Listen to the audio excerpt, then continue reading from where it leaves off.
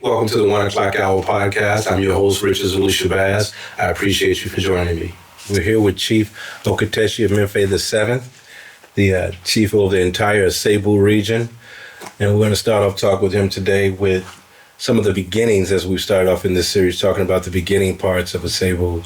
So, Chief, if you can tell us a little bit about what your initial idea was when you stepped up to say, I'm going to give 5,000 acres out to the Diasporian for this Pan-African village. What was on your mind when that first came to you? That's right. And let me first say, I welcome you to my house for this interview. I'm very grateful for this opportunity. Yes, in 2009, that is our President Akufo-Addo, the former president, I went to United States and invited our brothers and declared that year of return. So President came back to Ghana and I had the opportunity to meet with him. And I said to him that, yes, that's a very good idea, but we need to do something extraordinary, something more than just inviting our brothers and sisters to home. And he said, what? I said, okay, they come all the time. It's not the first time we're inviting them, they come. But when they come, they go to Cape's Castle, Elmina Castle, and then off they are gone. So we need to entice them more by offering them something. So I have decided to offer land for all those our brothers and sisters who are coming and who desire to stay in the country, give them piece of land. Because our history, our culture of Ghanaian culture is that everybody is entitled to a piece of land. Everybody is entitled to a piece of land. And so when we do that, we will have people staying. So that was the initial motivation. And I'm a very strong Pan-Africanist, and I wanted, I've read about what our forefathers did in terms of Pan-Africanism and all that, and the desire for our brothers and sisters to return to the motherland. So I decided to contribute to that vision to bring our brothers and sisters home. Very good, and we appreciate it. It's definitely was a good thing. With that, so many things have transpired. Yeah. Because when you start a project, you're not able to see it from the beginning to the end in totality. Yes. But definitely some of the bumps that'll be in the road going there. Yes. So so when I said that, and that year there was a Panafest. Yeah, Panafest at Cape Coast. So as part of a president's speech, he mentioned that I have offered this land to our brothers and sisters. And the following day, people started coming to me for the land, even though it's true I've cited an area for our people, but I haven't done anything there to give land south straight away to the people. Yeah, so I had to explain to them that yes, we've mentioned that we have to do a lot of things to get things done. But I realized that people were very anxious to get the land. Really, yeah. So it put a lot of pressure on us. First of all, we needed to zone the area, and then because it was a virgin land, you have to zone the area, and then so that we know how many plots we're going to get and all that, and then also have a proper layout so that people will know this is a road, this all sort of things that will come to the place. And all took time. We needed to get surveyors to the ground and do it, but people were very eager to get the land, so they were pressing that to get it. Let's get the land, yes. Yeah. And I tried to explain to them that we'll get the land, but let's do the initial things first. So those are some initial programs that we encountered from the beginning. Yes. And do you think that's when you first started to see that there's a different mindset with diasporans coming from the UK, America, or the Caribbean as to how land is acquired in Ghana? Because there's been so much confusion around the term free land. Yeah. And I wanted you to explain that a little bit more. I know from talking with Rabbi Kohen or talking with Nana Kwame Ntoto, they kind of explained that the 5,000 acres of land was free. Yes. But there's so much more that comes along with that. Yeah, that's right. That has to be done. So that's where the money has to come in. So speak to us a little bit about that with the concept of what you saw as free land and how that turned into something its own self, its own monster. We needed to do demarcation.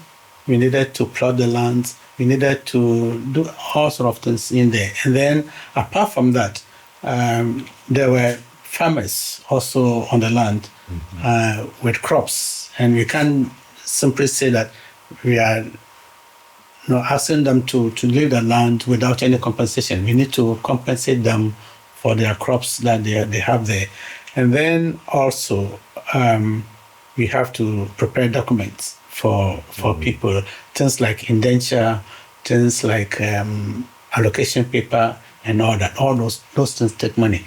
So initially we said, okay, now we've given the land, but we can't, as a traditional area, we can't also afford to bear all the costs of preparing all those documents. So let's ask our bearers who are coming to pay a token as a fee for the documentation, for paying of compensation and all that. We wanted to make things easier. Normally, if the land is for sale, you buy your land and then you take care of everything. But this is different. This one, we do everything for you. All what we are asking you to do is to pay some fees so that we can cover the cost of preparing the things. Sometimes we even incur more cost than what we have taken from the people. Yeah. So really, I must emphasize that this land is for free.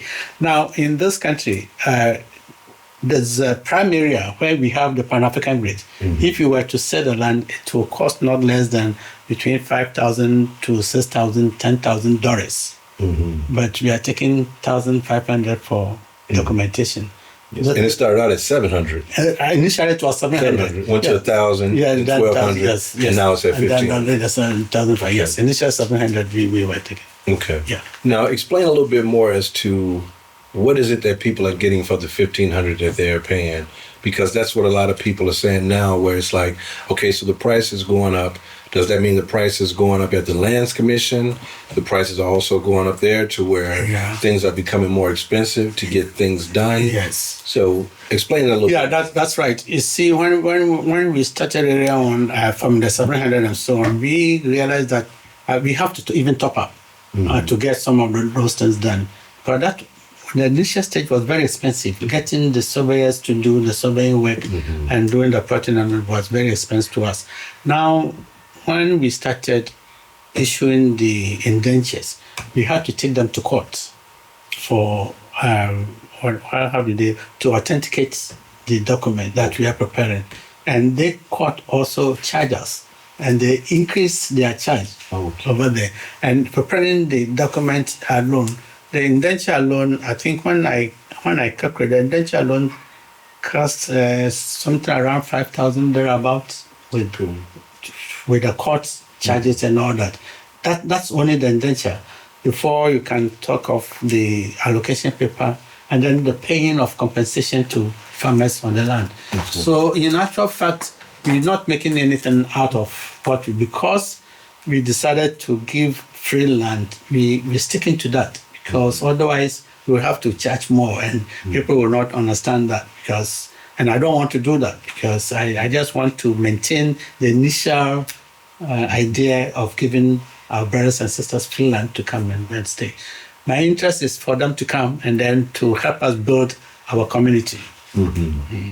So it's kind of a give and take thing. And I know that in the beginning, the land was just allocated for Diasporians, but then the Diasporians came and they wanted to also make sure the Ghanaians could also be on the land, because that's right. And the concept was that we had been separated for so long that we still didn't want to be separated from our own people. So there's a lot.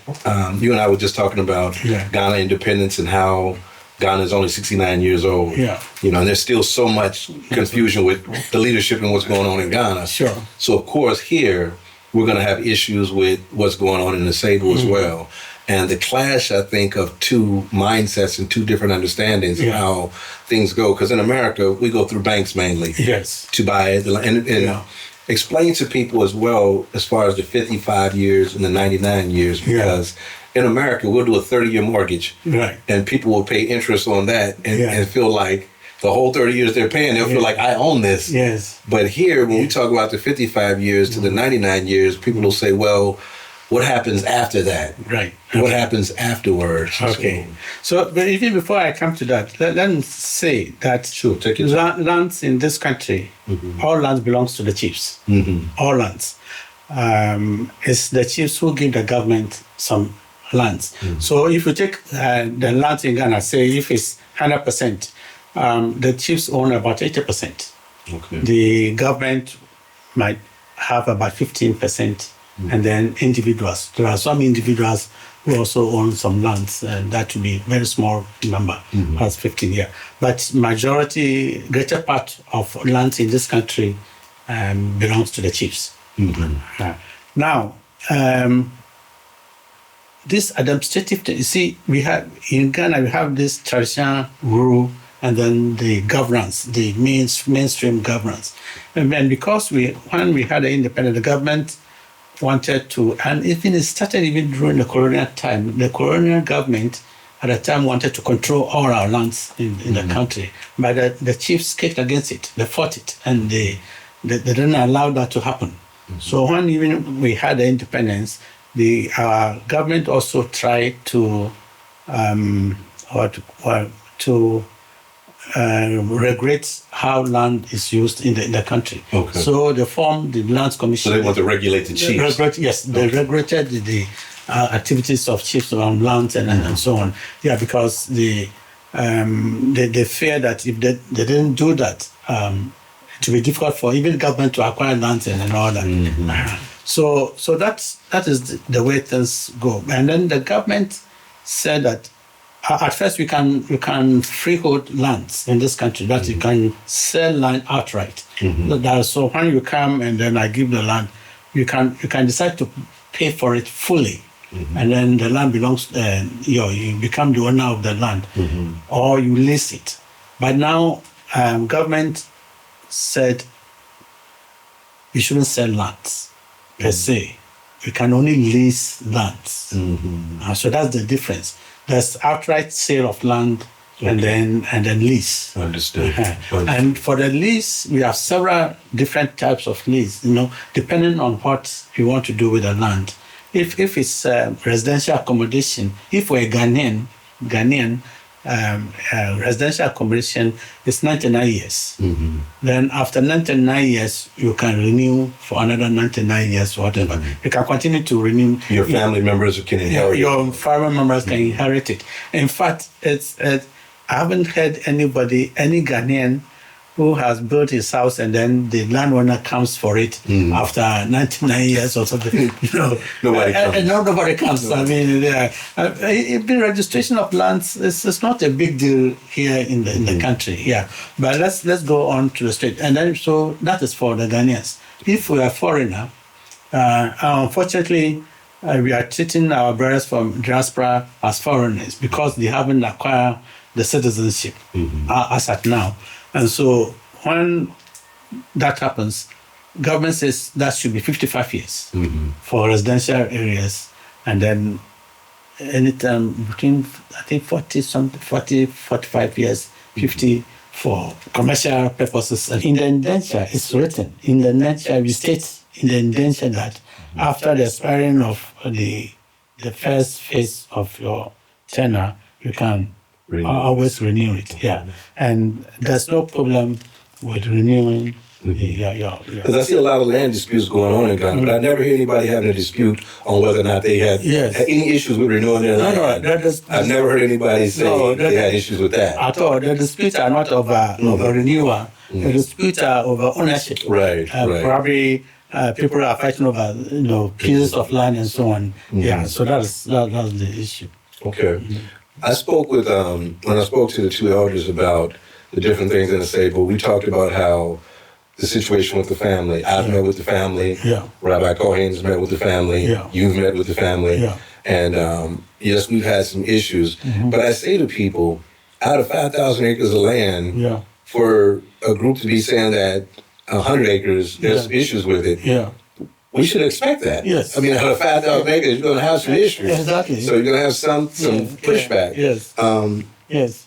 If you can, and I know things are still in court, so as much as you can give us a little bit on that as to where it's gone. If you You see, it's really rather unfortunate that this whole issue came about because when we started the project, we had a very wide discussions on it with the stakeholders. We had a lot of stakeholder discussions with everybody with interests in lands in Asebu, including the farmer heads and all that. So when we started the project, there was no problem. Okay, and then somewhere along the line, one of the heads of family died, and they replaced him with somebody else. And that new person came and then decided to claim some portion of Asebu Pan-African village.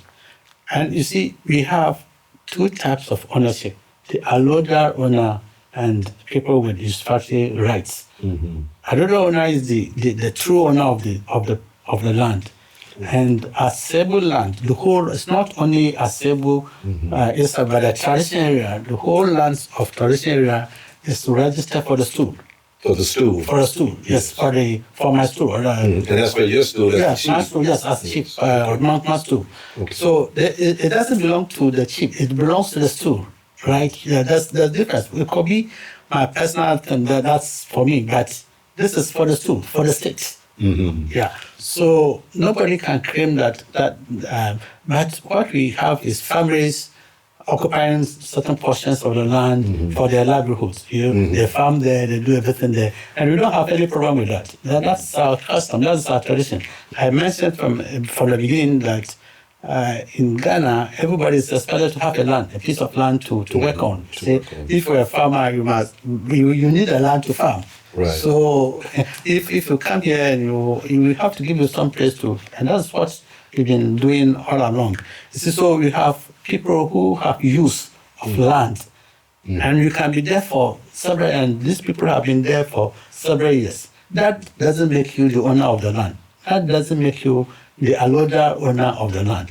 The land belongs to the allotted owner, which is the stool, the Paramount stool of the traditional area. So I said to him, well, if I know that a lot of families are occupying the land, I don't have a problem with that. So let's be clear of the claim that you are making.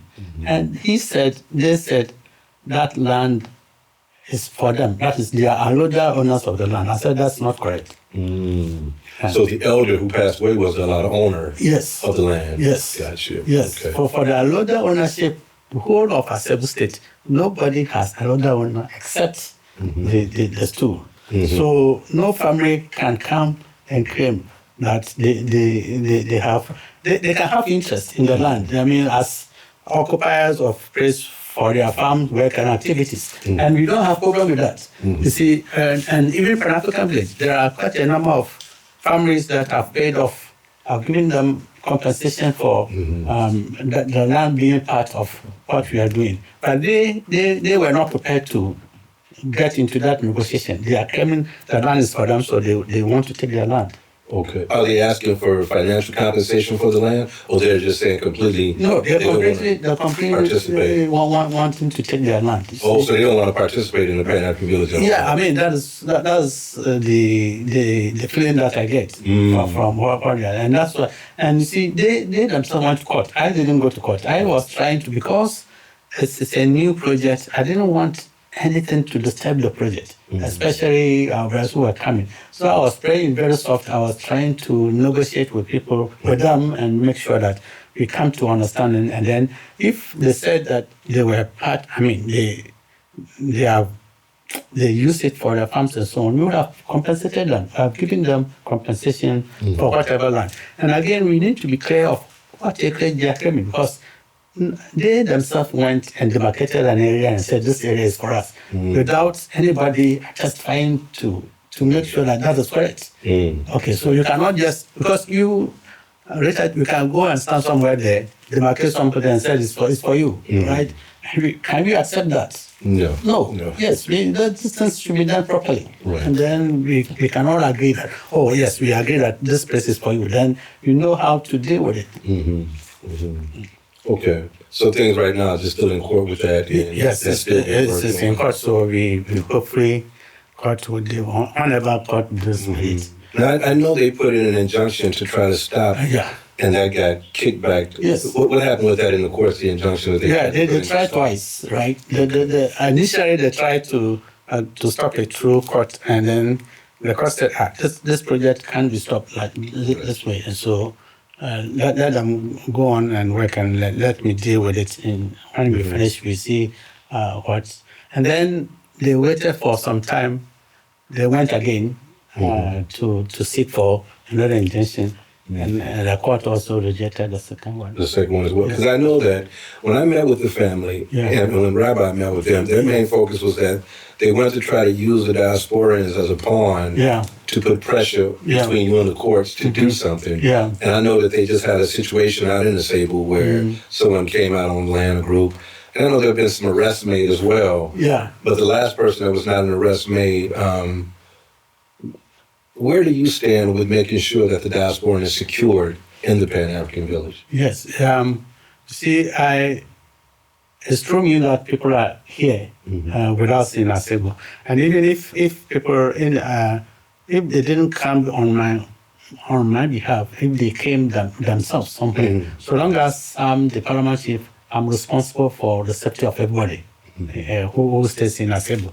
And so I will be concerned with the security of everybody in there. So I always make sure that people have peace, people go about their work over there. So some time ago, some members, you see, the whole, even if you say it is the family, it's not kind of because about 60% of the family members are against what they're doing. What they are doing. Okay. Yes, it's very few of them. And 2 boys are doing that on behalf of the family.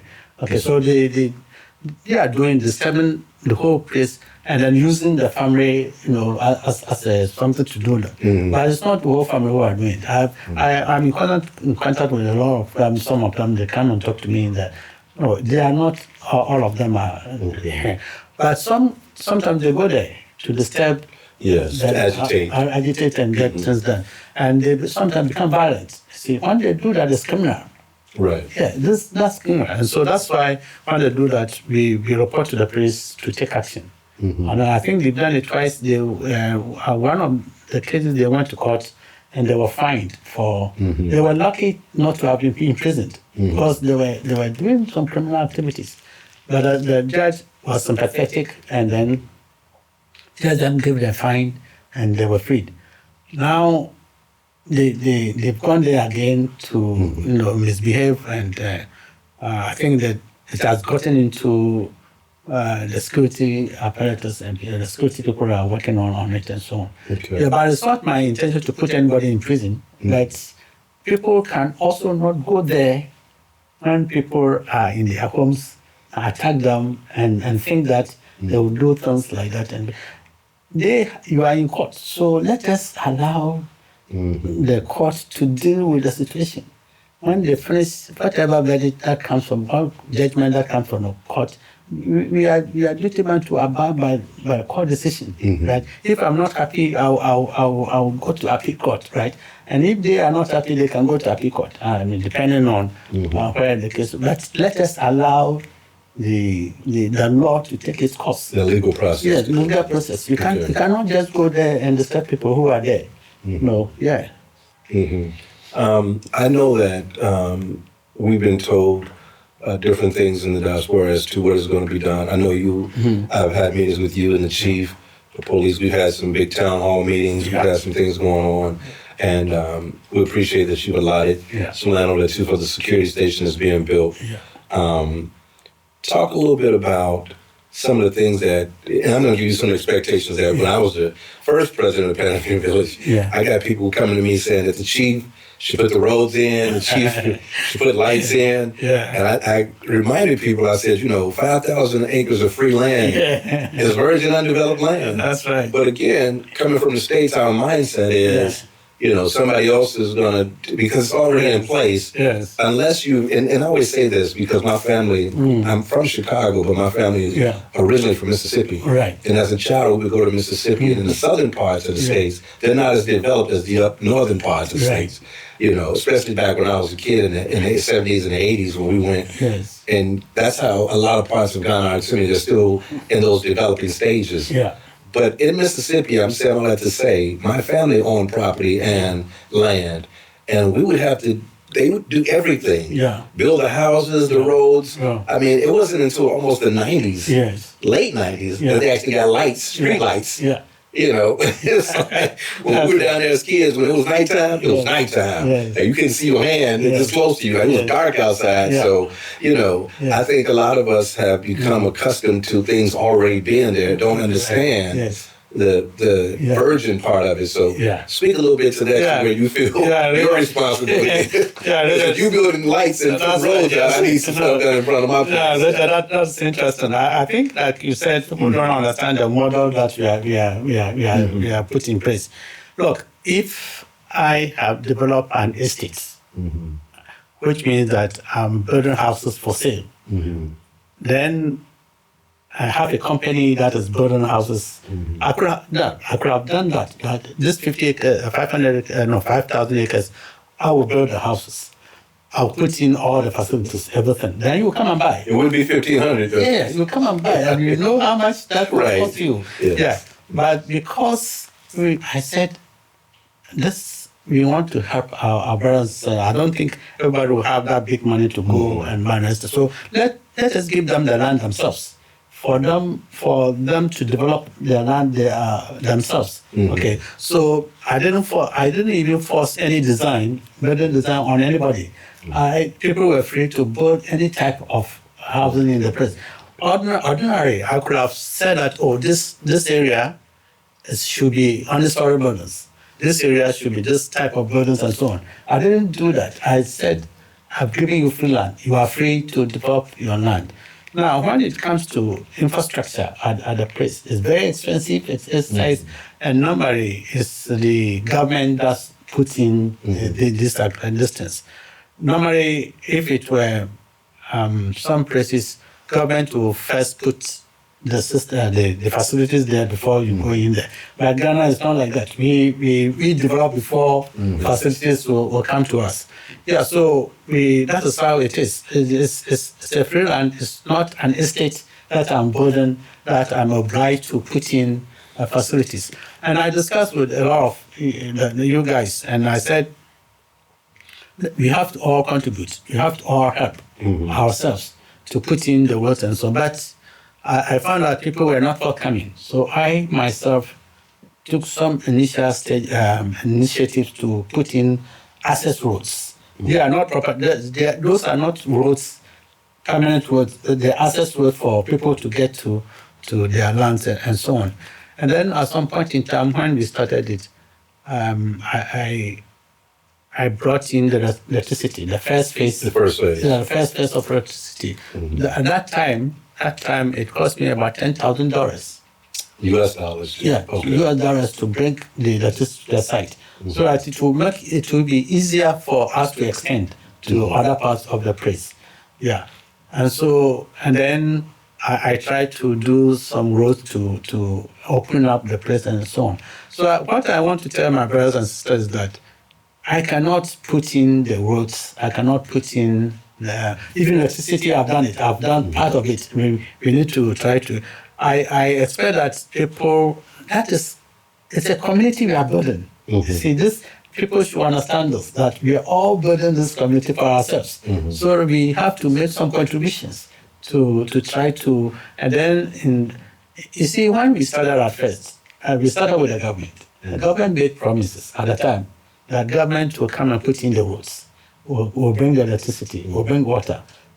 When I went to states, government asked some government officials to accompany me to state. When the initial state. We went to the U.S. in the initial phases in 2019. Yeah, that's right. So we went there with government officials with the aim of them coming to support us in doing. But unfortunately, when we started the project, we didn't get that support from them, even though you were in constant contact with the government at the time. Yeah, through Rabbi, myself, and everybody.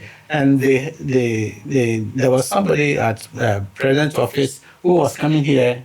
One Mr. Babio was coming here all the time. The attorney came. Yes. I remember that. Yes. We met with him as well. Exactly. Now, talk a little bit more about that, because I know with the Year Return, there was this full initiative, and it was a big thing, Year Return, and this project was a part of Year Return. That's right. But do you feel that because it's not in Accra and it's not in the commercial areas and the touristy type areas, that it kind of got lost in translation because we're in Cape Coast and we're a little further out, to where the government didn't feel like their responsibility would be put on I think Front Street, as we say. Yeah. Their responsibility wouldn't be put out there. How do you feel about that with the abandonment of the government? I think what went wrong was that those people who were put in charge from the presidency didn't help us. Government was very much interested in Pan-African Bridge. In fact, it was one of their flagship projects as part of the Year of Return. So they were very happy with that. But people who were, you see, they formed a new, they called it authority, Coastal Development Authority. And the head of that Coastal Development Authority went with me to United States when we went there. And he was put in charge to help us develop the place. But because it was a new authority at the time, I think they didn't get all the funding that they needed to do the project. And as politics, they were also doing political projects here and there. So their attention were more towards those areas than this place. Yeah, so really it was, should I say, we didn't get the involvement of government officials who were put on this project to help us to do it. Now, one thing I see that happens in Ghana when a new administration comes in, it's kind of like whatever the old administration was doing is non-void now. Yes. Because now nobody wants to talk to us at all about the Pan-African Village. And I've even seen where the Year Return has been rebranded as like the Black Star Project now. So it's a whole different baby and monster at the same time. Right. So are we now to just say that the government is completely out of this project? No, the government cannot be out of the project. I know you don't want to release the government. No, the government cannot be out of the project because the traditional area, you see, what the government should understand is that this project is bringing in a lot of resources to this country. Through tourism and everything else. Tourism, people are building.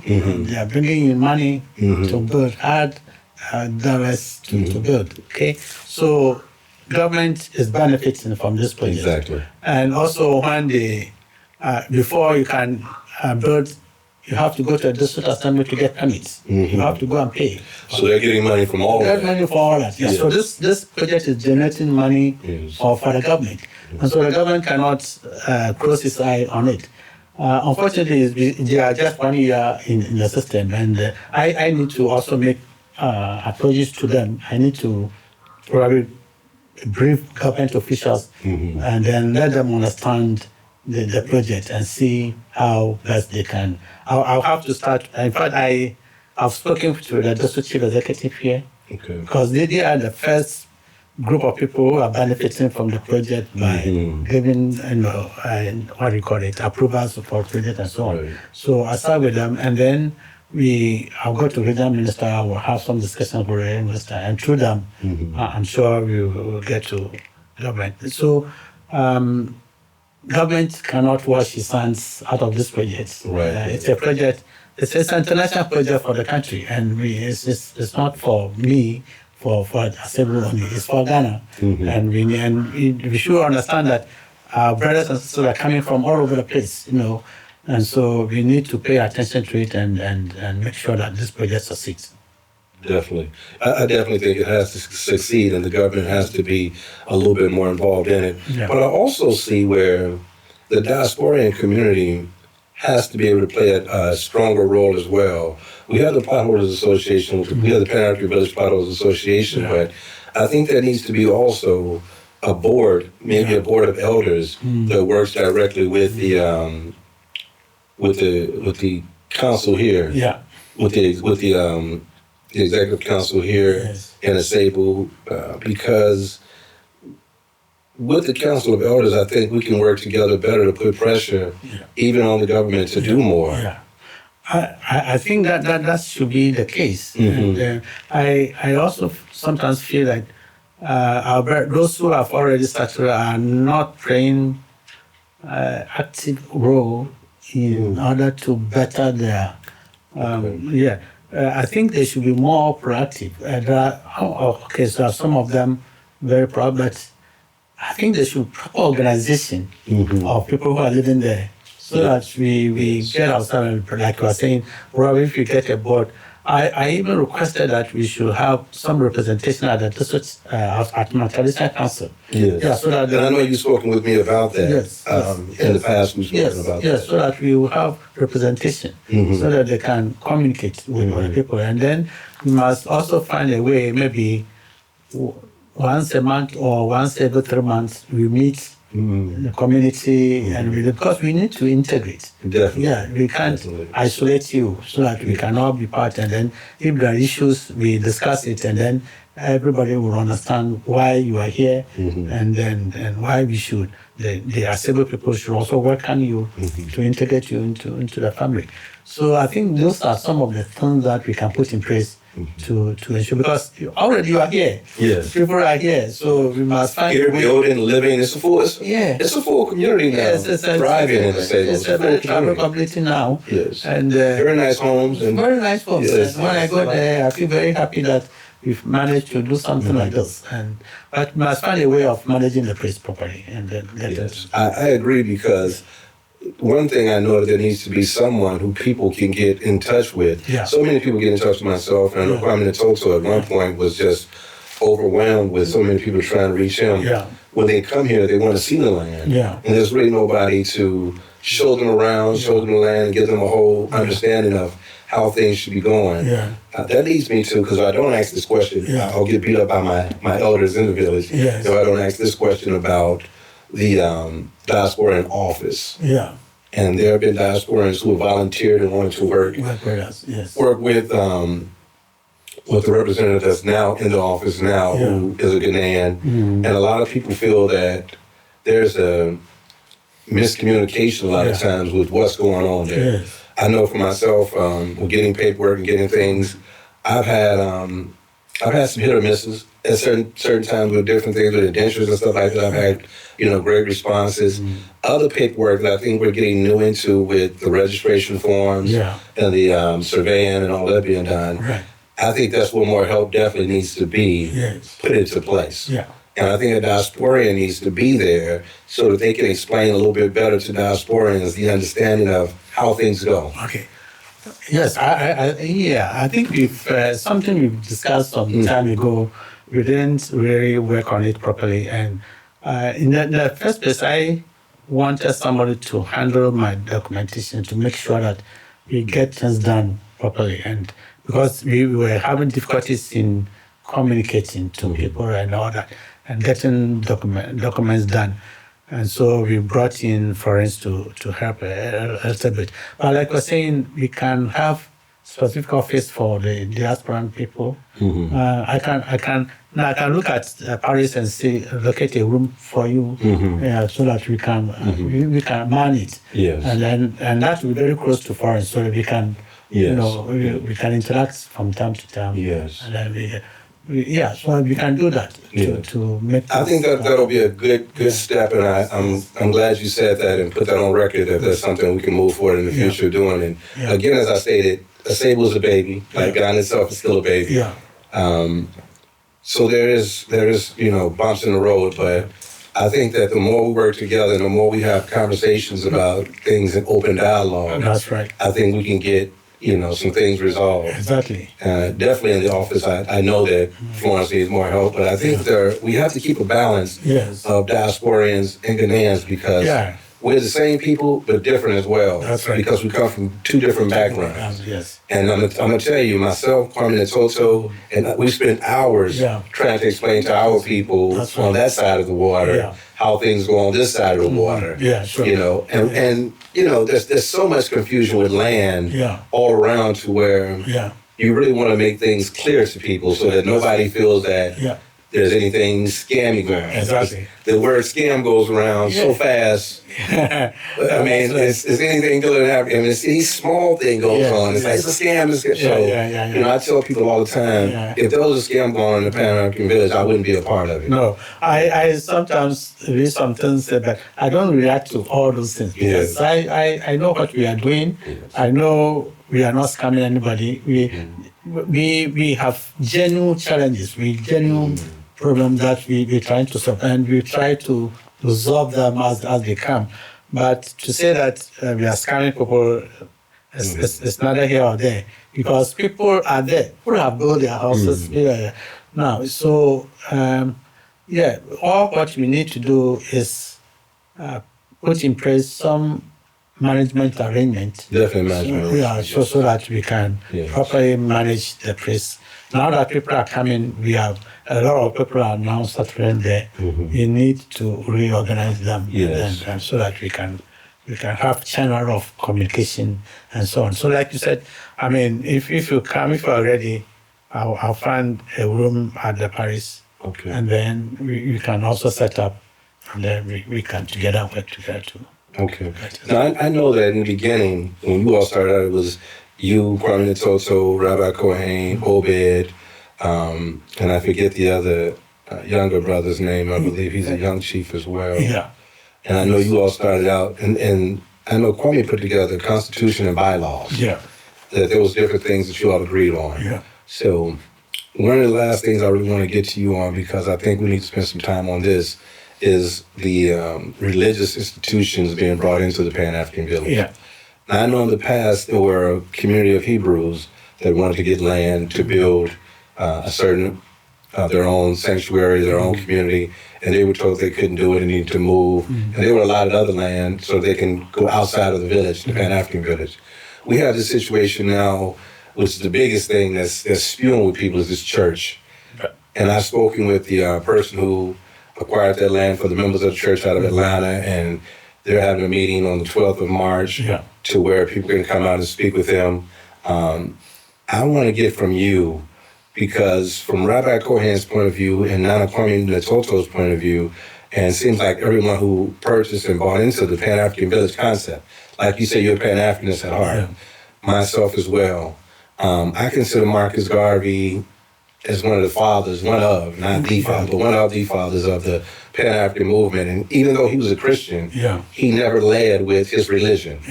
And I'm saying all that to say, with you, where are we at with the church situation? Because I know we've met in the past, and the people the elders especially, and the young people. And it's not that people are not Christians, because people are Christians who own the land here, people are Muslim. What people feel is that if you open up the door for one, then you got to open up the door for a mosque to come in. You got to open up the door for the synagogue.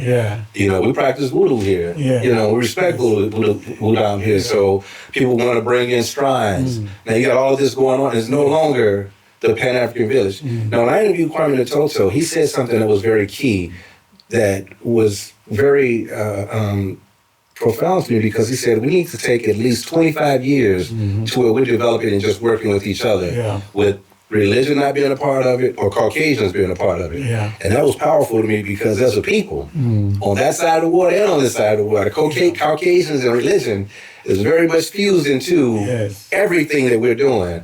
What say you when it comes to that? And what's the situation with this church now? Is it going to be built right there in the Pan-African village? Are people going to be, because there's going to be a lot of pushback with this church.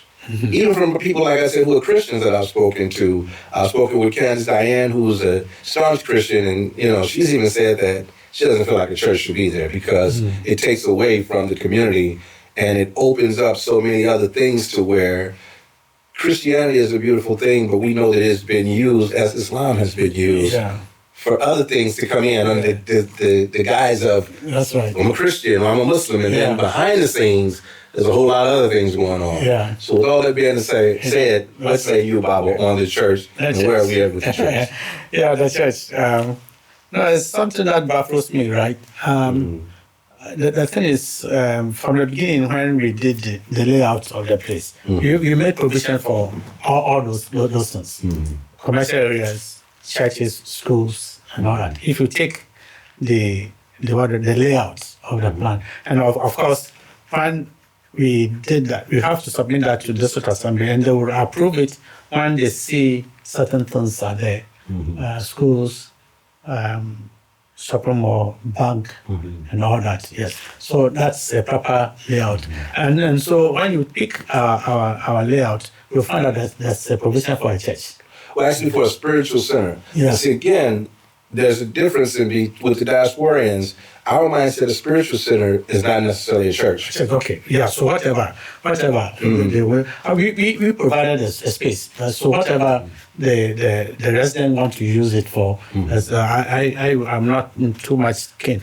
So, but this issue of the church just came up when our attention was drawn to the fact that people want to build a church there, and then people are not very happy with that and so on. Because it's not a small church; it's a very big church, and it's on the main road. Yeah, when I found out, they were saying that. I also checked, and they said they were building a Bible school and not a church. And again, they take the religion and put it here and say it's going to be this, but then in disguise, of course, I mean, it went from being a school to now it's a full-fledged church, and you know. But that's what you said. But like you said, I haven't added, and those who were going to do that are not in the country. So, but I understand they are coming on the 12th. So I'm planning to meet with them, have some discussions with them, and then also come and meet with you again. And if we are unable to agree on a church being there, if people strongly feel that there shouldn't be a church in there, that's fine. Probably I will relocate them. I will discuss with them if they'll be interested for me to relocate them. I will do that. But we need to have a compromise on those. I don't want some of this to divide the community. And so that's why we're worried about religion, because we don't want the division in the Pan-African village, and it's already causing division. It's not even up. And it's already causing so much division amongst the people to where it's like, where can we find happy balance? That should not be the case. I look, Jesse Jackson, Reverend Jesse Jackson, he's a reverend. He's a strong Pan-Africanist. Somebody who has fought and worked for black people, fought for the rights of black people in our state. And he's a reverend minister. He's a church member. I know a lot of people are Baptists in US. They believe in church activities and so on. And so I was a little bit worried about just somebody going to do a church, bringing division into the place. Because it's not that it is not accepted by people. Where the division comes in is, again, you use Reverend Jackson as the fact that he's a reverend. In the 80s, Reverend Jackson ran for president.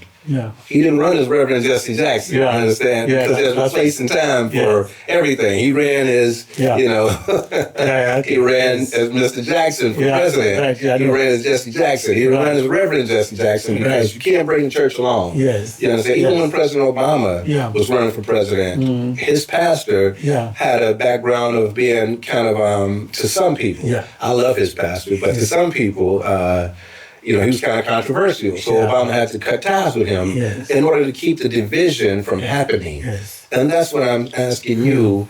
How prepared are we to cut ties if the division is as strong as it is? Because as I stated, the church hasn't even been built. No, the thing is... But we know the signs have been torn down and people have done things. So it's like... You see, for me, to be honest with you, I don't want anything to divide the community at Pan-African Bridge. Whatever would divide the community at the Pan-African Bridge, we need to work on it and resolve it. You shouldn't allow that, whether it's through Christianity or Buddhism or whatever. I mean, whatever thing, or Judaism, whatever, that will bring division in the place should not be entertained. But I also want to plead with people that people should sometimes extra patient and not react just like that. Okay, you have to also understand issues before probably we react to them. But immediately you react, and before discussions and decisions are taken, it makes things difficult for us to resolve. So I think that people should be calm and let us discuss it and see. After all, they haven't built it. They haven't built it. They have cleared the land. They have cleared the land. One thing that I'll say in defense of the people who are upset and complaining is that in the beginning, when they were just questioning what was going on with the situation with the church, the person who's here in Ghana representing the buyers had very derogatory things to say about the Diasporians who already built in the village and those who are building or coming here. She had some very strong derogatory words to say, and she wanted those statements to be shared with the community. It wasn't something that she privately sent to me and said, this is how I feel. She wanted that information shared with the community, and that, I think, is what sparked people to say, wait a minute. First of all, if you're this very disrespectful towards the community and you don't want to listen to anything, the negotiation part is on their end because in the community, people are not saying, let's not put a church. They're just saying, let's put it somewhere else. As the chief who's over the stool of the entire, Asebu stretches way beyond the 5,000 acres that you provided for the Pan-African village. So people in the village are saying, we'll even still, promote the church and participate. We just don't want it in the village. We want the Pan-African village to stay Pan-African. Right. Yeah, so like I'm saying, I'll meet with them on the 12th, and then I didn't have good background for all what is happening. Whether the reaction of the person who was leading them and all that. So what I'm saying is that let me meet with them and let's see how best we can deal with that problem. Okay. Okay. Now, in the last part of this, I'll leave you with, if you can just give us your vision of what you see when this is all said and done. This really is on your name because you're the chief who put you're on the stool now. Yes. There'll be a time when you're no longer here, I'm no longer here. We all expire at some point. Yeah. But in your time as the chief, you're the one who stepped out there and said, I'm going to do this. Yeah. What is your vision that you would like to see down the road? A lot of people are saying, we're bringing in the church, but we haven't even brought in the hospital yet. Now, you and I have discussed bringing in the hospital some time back, and we were working on some things with that. Yes. But what would you like to see 5 years from now, 10 years from now? How would you like to see the village? I want to see a vibrant community built where everybody is satisfied and happy of coming here. Because the point is, you were somewhere and you decided to relocate. And where you are coming should be better than where you left. Yes. So I want to build a community that is welcoming to everybody. Well-planned, well-organized community that will stand the time.